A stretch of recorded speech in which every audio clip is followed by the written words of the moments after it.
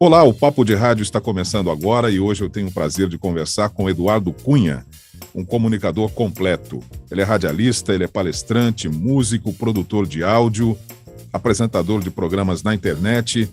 Eduardo Cunha, seja muito bem-vindo, obrigado pela presença, por ter aceitado o convite aqui para bater esse papo e contar um pouco da sua carreira, da sua trajetória dentro do rádio e também na comunicação.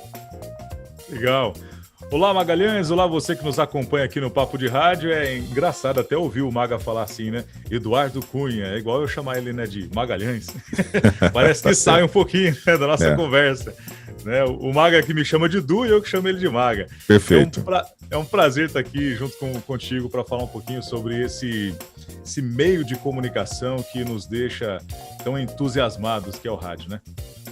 Du, você é paranaense e hoje mora em São José do Rio Pardo, fez toda a sua carreira, sua trajetória em São José, trabalhando em São José, Mococa, nessa região aqui de São João da Boa Vista. Então, como é que se deu essa vinda para a região? Cara, no ano de 99, o meu pai, nós morávamos no Paraná, numa cidadezinha bem pequena chamada Congonhinhas. Olha o nome diferente, Congonhinhas. Só por curiosidade, Congonhinhas é por conta de uma planta que tem esse nome. A planta chama-se Congonhas e diz que ela tem umas folhas pequenas. E tinha muito isso lá na região do norte do estado do Paraná, próximo ali de Londrina, Cornélio Procópio. E aí batizaram a cidade com esse nome. Então ali eu morei até os 14 anos. Meu pai saiu dali para poder trabalhar com o meu tio no ramo de refrigeração. E aí passaram por algumas cidades, né, até que chegaram em São José do Rio Pardo, na Refrigeração Nasser, que era conhecida nacionalmente aí, né, essa empresa do Grupo Nasser. E por isso que a gente veio parar aqui no ano de 2000. Saí de lá com 14 anos. E como eu falei, meu pai saiu do Paraná para poder trabalhar com meu tio nesse ramo de refrigeração e nós passamos por duas cidades antes de chegarmos aqui em São José do Rio Pardo. Então passamos por Pirajuí, fica próximo ali de Bauru, Lins, e moramos também em Assis. Inclusive tem uma universidade famosa, né, de psicologia por lá. Muitos aqui da nossa região fizeram e fazem esses estudos superiores por lá. Então morei em Pirajuí e em Assis. Em Pirajuí, eu tive a oportunidade, por conta do meu contato com a Igreja Católica, cantando em missas, em corais, um dia fazendo uma leitura, uma das pessoas que trabalhava na rádio, também estava por ali, o padre da paróquia tinha um programa na rádio, ouviu a voz e falou assim: olha, cara, você tem uma voz legal, você não quer fazer um teste de locução e tal? Aí, Mago, eu pensei, eu já era louco por rádio desde de jovem, né, de moleque e tal, com 8, 9, 10 anos, eu tinha aquele aparelho de som, um mini system, microsystem, né, aquele que tinha várias Microsystem. microsystem, aquelas várias partes, aquelas caixas de som gigantes assim no meu quarto, né? Então eu, além das duas caixas, toda caixa que eu encontrava, eu ia lá, fazia, né? Emendava o fio para colocar mais caixas, era tipo um home theater improvisado ali, não tinha muita grana, então era o que eu conseguia. E fazia gravações, porque o meu microsystem era duplo deck, né? Então eu Pô, podia você não era gravar de um fraco não, hein? para o outro, né? Podia gravar de um para o outro. Meu avô me deu também um gravador daqueles, eu não me lembro o nome agora, mas ele chegou a ser utilizado por rádio, né? Era um gravador comprido assim, ele tinha um alto-falante grande e as teclas aqui embaixo ali, botão de REC, play, avançar, retroceder e tudo mais. Era um gravador mais ou menos desse tamanho. Cadê a câmera aqui? Sim. Né? Grande. Então, o que eu fazia? Eu deixava a música tocando no microsystem, colocava esse gravador próximo para poder fazer a sequência de músicas que eu queria, porque era o recurso que eu tinha na época. E eu ouvia os locutores da rádio Folha FM de Londrina, rádio Transamérica também de Londrina. Na época, a Transamérica não tinha essa diferença com hits, pop e light que existe hoje. Então, era aquela locução pop, a Jovem Pan também, eu conseguia pegar um sinal de vez em quando da Jovem Pan. Então, era demais, não tinha internet, eu ouvia aqueles caras ali se comunicarem com agilidade, facilidade e empolgação, mas nunca pensei em ser locutor, porque eu imaginava, esses caras são descolados, descontraídos, eu sou tímido, tá? Não é minha praia, não, meu negócio é música. Então, sempre pensei em ser DJ, isso eu pensava, mas locutor, não. Então, em Pirajuí, tive esse convite, fui lá, entrei na rádio, primeira vez entrando numa rádio assim, comercial, era uma rádio AM, Pirajuí AM, não me lembro a frequência agora. E entrei, fiz a gravação, ficou uma porcaria. Era uma chamada de uma quermesse que ia acontecer para essa igreja aí. Eu escutei, né, vi o cara editando o áudio lá, eu acho que era um som de forte que ele estava utilizando, não me lembro, não conhecia. Então eu Sim. vi que ele tirou as minhas respirações, aproximou a voz, eu achei aquilo incrível, né? Falei, como é que pode fazer isso, cara? Colocou uma trilha ali de fundo e tal, depois, isso em 99. E aí dali eu desanimei, eu falei assim, não é para mim não. Aí eu comecei a me aprofundar na música. Eu estava com 16 anos, mais ou menos, então, eu comecei a me aprofundar nas aulas de violão, procurei um professor de técnica vocal e comecei a aprimorar os estudos. Mudei para Assis. Assis também procurei um outro professor lá, continuei os estudos de canto, técnica vocal, respiração, entonação, dicção, tudo mais. Mas o rádio, até conheci grandes locutores na cidade de Assis. Lá tem a Rádio Cultura FM, que é uma grande emissora. Tem o André Luiz, que depois acabou virando um parceiro, um grande locutor também. Fiz a visita na rádio lá uma vez, mas sem pretensão, apenas por curiosidade mesmo. Chegando em São José do Rio Pardo em 2000, aí aconteceu a mesma coisa. Estava eu lá, tocando na missa, um dia surgiu a oportunidade de fazer uma leitura, e aí a diretora de uma rádio comunitária ouviu e falou assim, olha, o rapaz que trabalha na nossa emissora lá, recebeu uma proposta melhor, vai ter que deixar o programa, você não quer ir lá fazer um teste? Eu achei legal a sua voz e tal. Aí fui lá, né? Dizem que ficou bom, até que me contrataram, né? Mas hoje eu pego as fitas assim da época que eu deixei isso gravado Há e muito que ouço melhorar, uma. né? A gente sempre é muito crítico em Pelo relação amor a de isso. Deus. Edu, e com 3 rádios comerciais dentro de São José, você nunca se interessou em trabalhar, em começar numa rádio comercial, né? Uma Notícia FM, Cidade Livre, Difusora, né? Sim, sim. Você começou numa rádio comunitária, que tem uma proposta diferente das rádios comerciais, obviamente. Cara, a rádio comunitária para mim foi a melhor escola nesse início. Não sei se você conhece um locutor chamado Walter Zenaro, é aqui de São José. Ele já foi diretor da Cidade Livre durante um tempo, da Difusora. E ele prestava serviço nessa rádio comunitária. Ele vendia alguns comerciais, montava alguns comerciais ali mesmo, no estúdio pequeno que havia na rádio. Então, com o auxílio dele, eu comecei a fazer algumas gravações, porque até então eu ia lá, sentava, abria o programa, colocava pessoas ao vivo, rezava um terço lá à tarde, que essa era a proposta da rádio, tinha uma ligação com a igreja, né? Então, essa era a proposta. Mas, a partir dele, eu comecei a ter esse olhar dessa possibilidade. E era assim, cara, era cansativo até. Eu me esforcei bastante para conseguir ter um comercial assim. A primeira vez que ele ouvisse, ele falou: olha, Edu, tá legal, tá bom, é isso aí. Aí a partir desse ok, aí eu comecei a procurar trabalhos com carro de som, porque na época tinha muito carro de som na cidade, moto e tudo mais. Então eu fiz um CDzinho e comecei a entregar para os carros. Comecei a montar o meu estúdio. É, comprei uma placa de áudio, porque na época o computador precisava ter uma placa de áudio. Comprei ela fiado ainda. Usava um microfone do mesmo que eu cantava na igreja, um microfone dinâmico, né? Plugava ali com Sim. adaptador ainda, porque tinha que ser adaptador do P10 para o P2, né? Para encaixar na placa. E assim comecei a fazer as gravações e tal, até que surgiu esse mesmo o Walter Zenaro, foi para ser diretor da Difusora AM, e aí foi a chance, então ele me convidou para ir para lá. E aí começou. Aí dali a gente seguiu para as outras emissoras. Certo. Na Difusora, o que você fez? O que você apresentou? Que tipo de programa você esteve à frente na Difusora AM? Na Difusora AM eu comecei com um programa à noite chamado Saudade Não Tem Idade. Então foi ali que eu aprendi a trabalhar com o vinil, colocar, Aliás, né? esse é um nome bastante comum, né? Sim, De sim. programa de saudade, de música antiga, né? É bem utilizado. E ele começou a fazer a programação, depois o Reginaldo Capitelli também auxiliava na programação musical, teve também o auxílio do Gilberto Palásio, então eles deixavam tudo em ordem lá, pronto, já pronto para mim tocar, e já até com uma referência ali, tinha internet, né? Então eu podia consultar um pouquinho sobre aquele cantor, sobre aquela música, a composição, a produção e tudo mais. Então eu fazia à noite, logo depois da Voz do Brasil. Aí, além desse à noite, eu comecei a fazer uns trabalhos na rádio de transmissão de jogos nos finais de semana. Então, no sábado à tarde, eu ia para lá, não como locutor, mas para colocar em cadeia com a Jovem Pan na época. E sábado, domingo, e aí no meio entravam aquelas vinhetas de anúncio, né?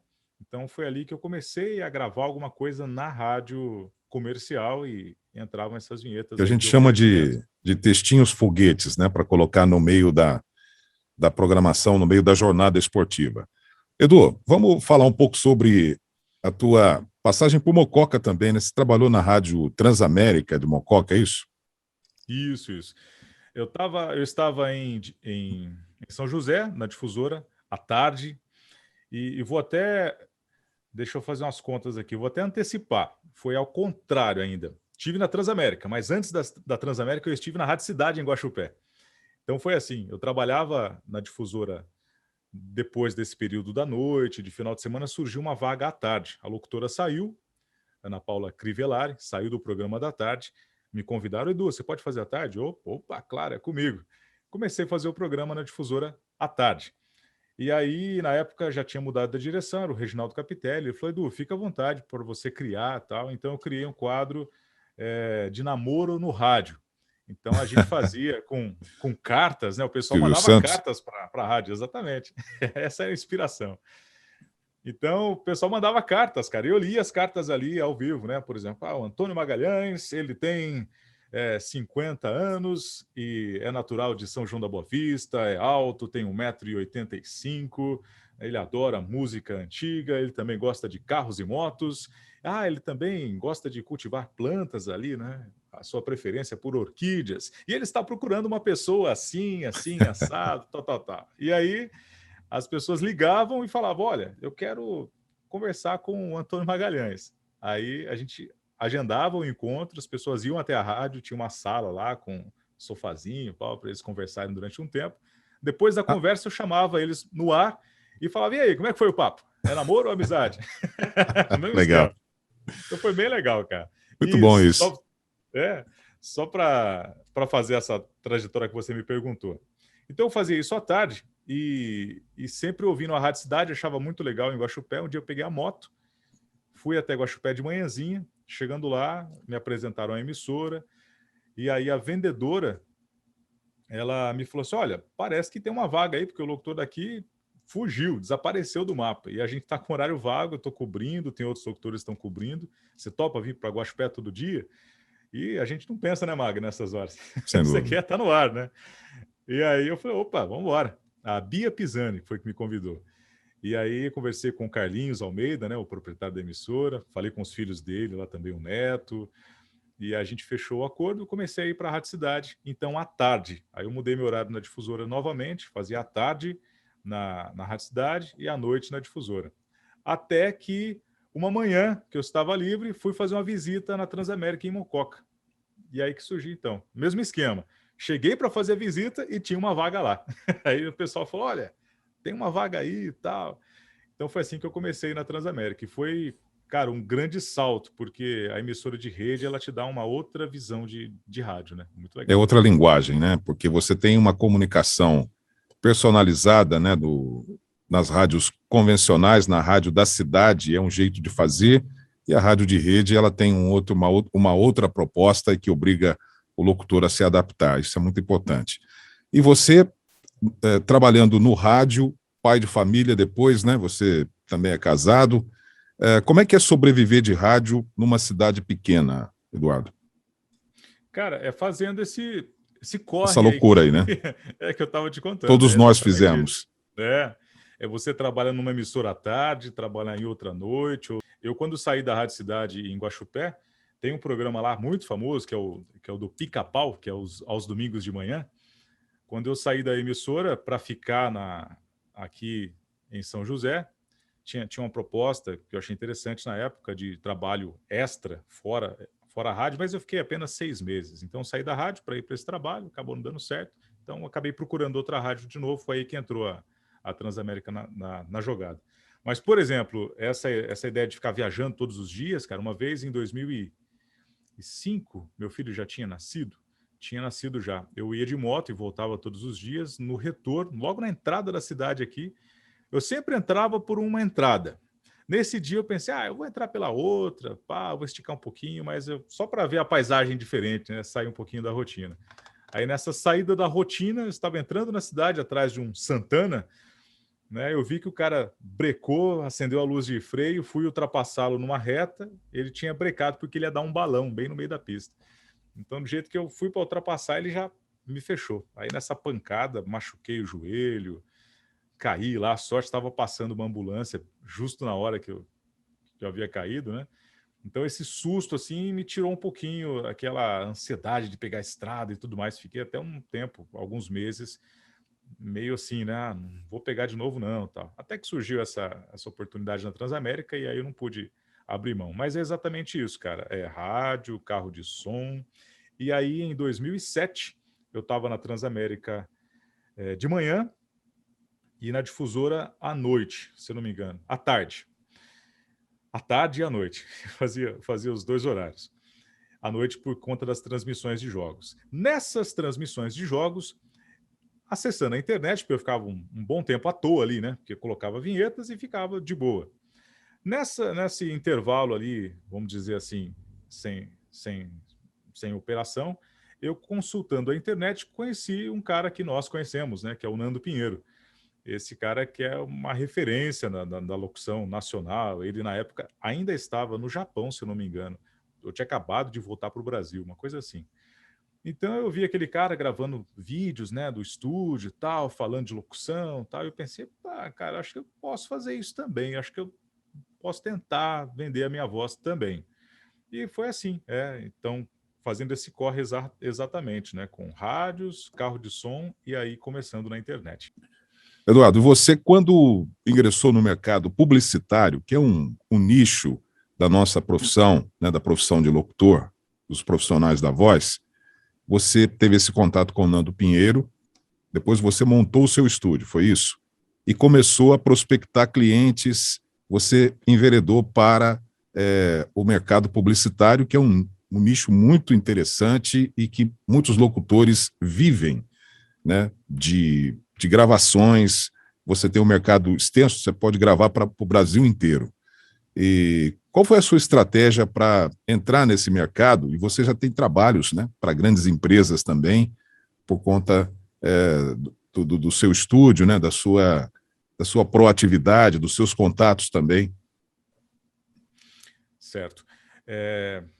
Maga, eu agradeço, tenho que colocar aqui um agradecimento aos gerentes das emissoras que eu trabalhei, aos diretores, porque me deram essa liberdade de, durante o trabalho na rádio, eu começar a levar um notebook e um microfone condensador USB para deixar ele plugado ali.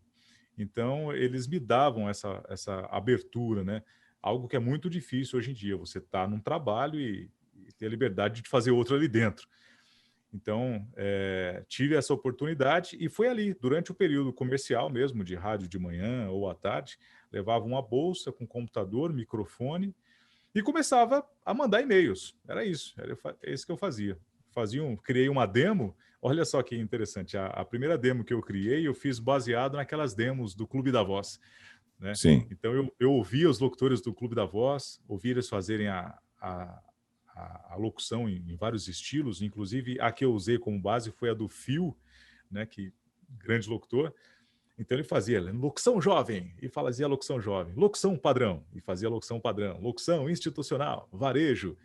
Então ia nomeando esses tipos de interpretação, fazia a locução na sequência com textos que talvez eu já tinha até mandado para o ar ou mesmo criava especificamente para esse portfólio, mandava o e-mail e colocava lá. É isso aí. Olá, meu nome é Eduardo Cunha, sou locutor, tal, minha experiência é essa, gravo nesses formatos, estou à disposição. E aí entra a questão do valor também, né? Aí eu começava a fazer a pesquisa. O que será que o pessoal está cobrando? Então a gente começa a perceber a grande diferença que existe no Brasil, né, de você ter as locuções, pelo menos nessa época. Hoje em dia já não está assim mais tão evidente. mais locutores de São Paulo, Rio de Janeiro, Rio Grande do Sul, Paraná, e o pessoal ali que você começa a subir para norte, nordeste, o preço começa a cair, né? Você tinha lá pessoas cobrando o mesmo comercial, o mesmo off, R$ 5 no lugar, e enquanto outros cobrando 250, 300, R$ 500. Aí eu consegui achar um meio termo, aquele meio termo que, para mim está compensando, né? O cliente está ficando satisfeito e dava para trabalhar legal. Então foi assim, através de e-mails, depois Facebook, né? Entrando em contato com várias produtoras, com emissoras de rádio, com agências de publicidade. Até que chegou um certo nível que eu tinha ali já alguns clientes que eu conseguia atendê-los com a disponibilidade do tempo que eu tinha. Acabei não indo muito atrás mais, porque esses que tinha já valiam a pena. E acabaram surgindo grandes trabalhos mesmo, como você citou aí, trabalhando para umas empresas de renome, grandes produtoras. Inclusive, até nesse meio tempo surgiu um trabalho com a BR Rádio, fica em Nova York. O nome do proprietário é o Sandro. Ele é chefe lá em Nova York e tem essa emissora, que é a BR Rádio. E, cara, ela atende um público brasileiro lá muito grande. E durante o período lá de 2008 até 2010, 2011, né, tive essa parceria com ele. Um grande abraço para o Sandro, se um dia chegar para ele essa entrevista aqui. Faz tempo que a gente não conversa, inclusive. Então, tive também essa experiência de falar para brasileiros também em outro Em outros país, né? países. Então, muito legal, Ô, cara. A ô Du, internet não tem limites. e você montou o seu estúdio com vários produtos, né, um portfólio para esse trabalho específico de atendimento ao mercado publicitário, mas também para a produção de outro tipo, né, de outros conteúdos. O que é que você produz hoje? Qual é o teu portfólio? Tá. Começou com a venda de off, né? Off, o pessoal do rádio que está aqui nos ouvindo não precisa explicar o que é o off, né? E aí, a partir disso, produção de vinhetas, chamadas, pacotes, né, para a plástica da emissora, porque eu comecei a fazer aquele sistema de troca de vozes. Então, além da minha, né, eu tinha a possibilidade de ter vozes masculinas, femininas, um pessoal que fazia produção também, então não ficava tudo concentrado em mim para fazer a produção.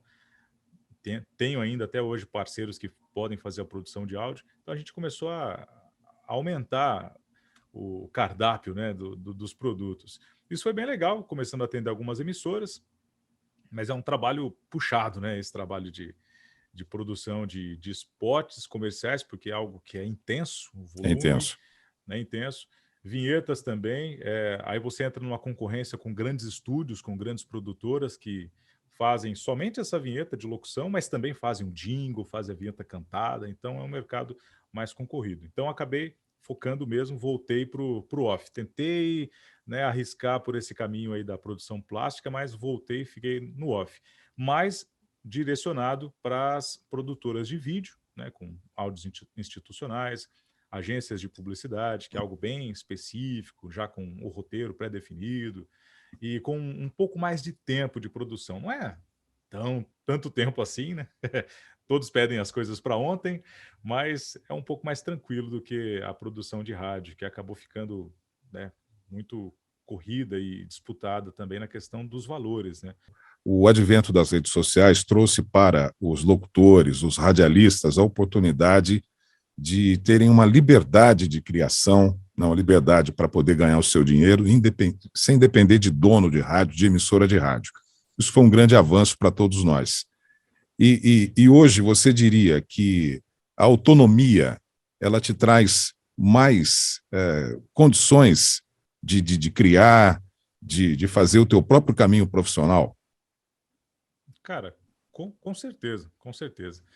Como na pergunta anterior, você me falou da questão de produções, sozinho, digamos, né, com essa independência, eu comecei, por exemplo, a fazer produções de teatro, né, a produção de áudio de teatro, né, com atores vindo gravar aqui no estúdio, ou eu indo até os locais onde eles ensaiavam para poder fazer a captação das vozes e depois transformar isso numa peça fechada, com trilha sonora, efeitos e tudo mais. A partir daí, comecei a ampliar para o vídeo também, né? Então, você pode fazer captação além do áudio de vídeo? Eu falei assim, opa, claro, posso sim. E aí comecei a investir no equipamento de vídeo, captação de palestras, eventos, e aí realmente entrou no áudio visual, né? Funcionando com os dois caminhos de produção. Cara, a gente tem hoje, Maga, o rádio, pelo menos aqui no interior, hoje nós não temos mais aqueles locutores que são contratados, né, com carteira de trabalho e tudo mais. Existem algumas rádios que fazem isso, mas a gente tem agora o prestador de serviço, que é o locutor que vai lá, apresenta o horário, às vezes ele paga para a rádio por aquele horário, ou ele recebe de acordo com as vendas que ele realizou. Então, você está trabalhando para a emissora, está ali porque é bom estar ao vivo, é legal você ter essa dinâmica. Mas eu vejo, cara, que essa liberdade da independência é completamente diferente. E realmente é um caminho, uma oportunidade, porque você não tem mais os limites, digamos, de uma rádio. Você tem um limite da cidade e da região. A partir do momento que você coloca isso à disposição hoje com a internet, aí você tem uma empresa para o Brasil, né? Não só para a cidade ou para a região. E você está produzindo podcast, você está com um produto novo na praça, que é um trabalho em parceria com a Igreja Católica, né, encomendado pela Igreja, né, diocese aqui da região de São João da Boa Vista, que é o Diocast, é isso? Isso, perfeito. Diocese de São João da Boa Vista. Nós começamos o contato lá na época ainda com o padre Aguinaldo José, que na época ele estava em Casa Branca e hoje ele está no Santuário Diocesano de Tambaú, lá do padre Donizete. E o padre Aguinaldo José, ele tem uma experiência muito grande em comunicação. Ele apresenta programas na TV Século XXI, lá em Campinas, há muito tempo, né? Então ele é jornalista, então ele tem esse feeling da comunicação, e durante um bom tempo ele ficou como assessor da comunicação na diocese. E foi aí que eu comecei a fazer parte do grupo. Além dele, também, quem me auxiliou para estar mais próximo da diocese foi um outro grande locutor, né, que é o Carlos Bini, ele que dirigiu durante muito tempo a Rádio Difusora ali de Casa Branca. Se eu não me engano, quando eu digo muito tempo, são 30 anos, se eu não me engano, né? Ele como diretor da Rádio Difusora de Casa Branca e da Rádio Difusora de Tambaú também. São duas rádios da igreja. Exatamente, da diocese. Então foi a porta de entrada na Pastoral da Comunicação. E aí, na Pastoral da Comunicação, surgiu essa possibilidade de, olha, a Pastoral está funcionando, está legal, é um trabalho voluntário, mas a gente precisa aqui de alguém que seja técnico nisso, né, para poder fazer isso com o que a técnica pede. Então, a Diocese já tinha começado um projeto chamado Nossa Igreja, que é um programa que é veiculado na TV União e nas redes sociais da Diocese, que era produzido pelo Márcio, pelo Ediene Zara, né? Então, nessa mudança de contrato, acabaram me convidando para assumir a produção do Nossa Igreja, que na época era apresentado pelo padre Reginaldo Carreira, também outro grande comunicador, cantor, né? Que está aí por todo o Brasil, na TV Século XXI, na TV Aparecida. E a partir do Nossa Igreja, aí a gente começou a fazer outros trabalhos para a Diocese. Hoje ela tem na sua grade ali, digamos, de programação nas redes sociais, tem um quadro da manhã chamado Diocese em Evangelização, que são padres e leigos falando sobre temas da fé. Às 18 horas tem o terço, né, Diocese em Oração, às 18 horas. E agora temos esse novo projeto, que é o Diocast, porque na direção houve uma mudança, o padre Aguinaldo José deixou a coordenação e assumiu o padre Rafael Fabiano, que é de Mogi Guaçu. E o padre Rafael Fabiano já veio com essa proposta. Olha, vamos fazer um podcast, porque está na moda, está todo mundo fazendo, e a Diocese precisa utilizar essa linguagem também para poder chegar Você aos vai fazer seus o fiéis. podcast, você vai fazer o audiocast, então, que é aquele que você coloca as câmeras no estúdio, porque o podcast ele é originário de um aplicativo do iPod, do iPhone, né? E era só áudio. Agora você tem no YouTube vários podcasts, né? Com câmeras, etc. Então você está usando Sim. o áudio e o vídeo, né? Uma linguagem diferente da proposta original do podcast. Sim, eu acredito que até o nome correto seria videocast, né? Eu Sem acredito que dúvida. seria esse nome correto. Mas por conta né, da comunicação que às vezes vai replicando sem refletir muito sobre, acabou ficando o podcast. Mas corretamente, é isso mesmo. Podcast, somente áudio, e aí o videocast com essa possibilidade também das imagens. Du, Então é isso. sim, e além dessa incursão, né, pela Igreja Católica, pela comunicação da Igreja Católica, da nossa diocese aqui da região de São João da Boa Vista, você tem um projeto de filosofia. Você apresenta também um programa sobre filosofia, é, e é muito bem produzido, é uma reflexão muito interessante, e a gente sabe que não tem mercado, né, você não ganha dinheiro com isso, mas você produz um conteúdo diferenciado quando você coloca um produto como esse, né, que tem uma profundidade, né, você tem uma pesquisa um pouco mais refinada sobre um tema muito interessante que é a filosofia. Então, como é que é esse trabalho que você realiza já há algum tempo? Legal. Maga, a filosofia, ela entrou quando... Na realidade, quando eu conheci um livro chamado A Lei do Triunfo, né? Napoleão Hill.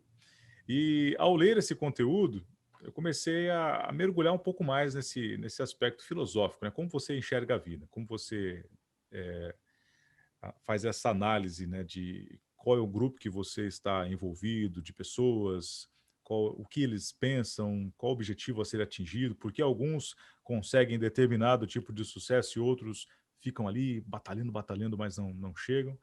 Então, comecei por ali a pesquisar um pouco mais sobre filosofia e, junto com o material do Napoleão Hill, conheci um pouquinho, né, do Deepak Chopra, né, com as 7 leis 7 leis espirituais para o universais. sucesso, Isso. né?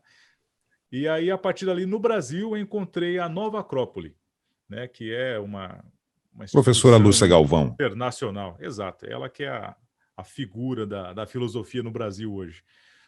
Então, eu admirando muito isso, cara, falei assim, olha, esse é muito legal, é muito bom e eu preciso conhecer mais sobre isso.